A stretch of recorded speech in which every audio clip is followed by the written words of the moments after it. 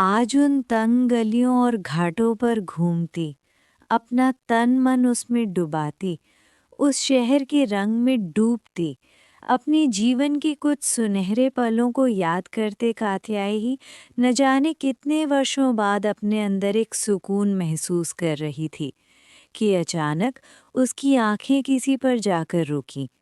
उसकी आवाज़ न जाने क्यों दिल पर दस्तक देने लगी।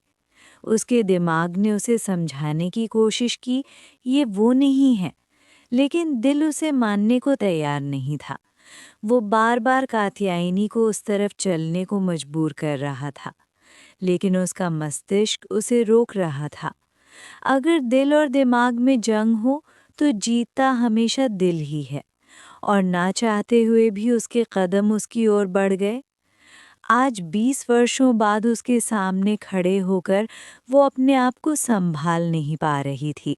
ऐसा लगा जैसे उसे कोई धक्का दे रहा हो जीवन के उन पन्नों को पढ़ने के लिए जिसे वो हमेशा फाड़ कर फेंक देना चाहती थी। उसने कभी नहीं सोचा था कि जीवन में कभी ये समय भी उसे देखना पड़ेगा। वो शब्द जैसे पिघले शीशे के समान आज फिर उसके कानों में गूंजने लगे। जितना दर्द शायद उस समय हुआ, उससे लाखों गुना अब महसूस हो रहा था। बार बार उसके वो शब्द, तुम मेरे जीवन से चली जाओ कात्यायनी, मैं तुमसे प्यार नहीं करता। ये शायद सिर्फ एक आकर्षण था।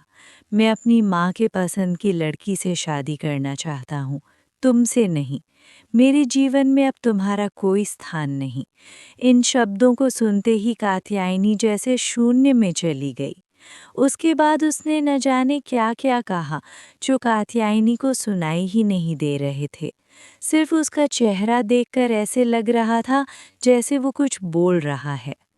उसे ऐसा महसूस हुआ जैसे किसी गीले कपड़े को निचोड़कर सारा पानी निकाल लेते हैं, वैसे ही किसी ने उसका रक्त निकाल लिया है। ना पैरों में खड़े होने की ताकत थी और ना उसे कुछ जवाब देने की। उसकी जाते जाते कात्यायनी ने उससे सिर्फ इतना कह पाई कि मुझे छोड़कर मत जाओ, मेरा जीवन तुम्हारे बिना शून्य है। और शून्य का महत्व भी तभी होता है जब वो किसी के साथ हो। लेकिन आज वो कात्यायनी को किसी तिनके की तरह बिखेर कर चला गया, जीवन में कभी ना लौटने को कहकर। और कात्यायनी न जाने कितने घंटों तक वहीं घाट किनारे शून्य सी बैठी रही। अंधेरा घिरने को आया। एक मांझी ने कात्यायनी को देखकर कहा, बेटिया यहाँ क्यों बैठी हो? अंधेरा होने को आया है, यहाँ इस तरह बैठना ठीक नहीं है। उस दिन कात्यायनी किस तरह घर पहुंची उसे पता नहीं।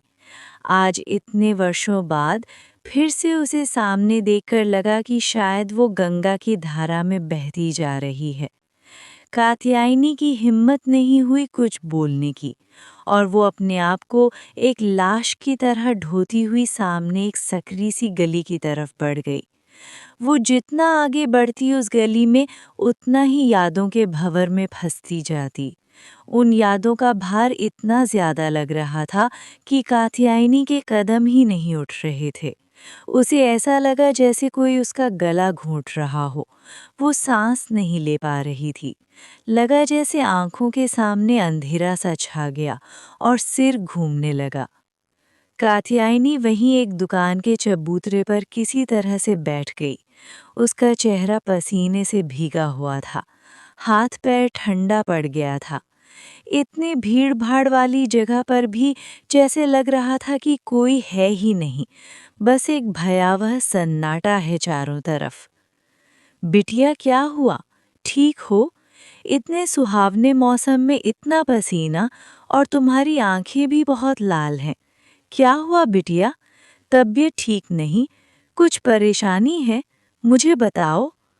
कात्यायनी ने देखा एक बूढ़ा सा व्यक्ति उसके बगल में खड़ा है और उसके सिर पर हाथ फेर रहा है।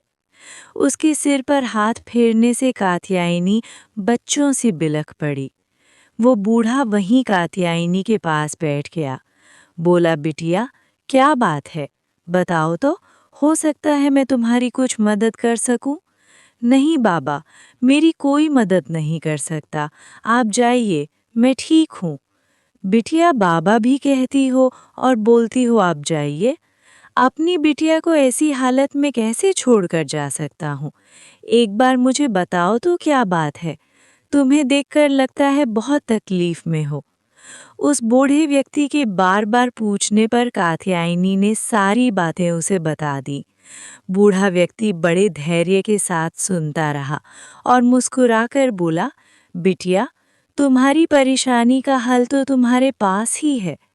कात्यायनी ने उस बूढ़े व्यक्ति की तरफ देखा तो उसने कहा, बिटिया, सबसे पहले उसे माफ कर दो और अपने आप को उस दर्द से मुक्त कर दो जो सालों से तुम्हारे अंदर है। और रहे तुम्हारे सवालों के जवाब, तो इस तरह से नहीं मिलेंगे। जवाब भी वही देगा जिसने सवाल बनाए। आज उन तंग गलियों और घाटों पर घूमती, अपना तन मन उसमें डुबाती, उस शहर के रंग में डूबती, अपने जीवन के कुछ सुनहरे पलों को याद करते कात्यायनी न जाने कितने वर्षों बाद अपने अंदर एक सुकून महसूस कर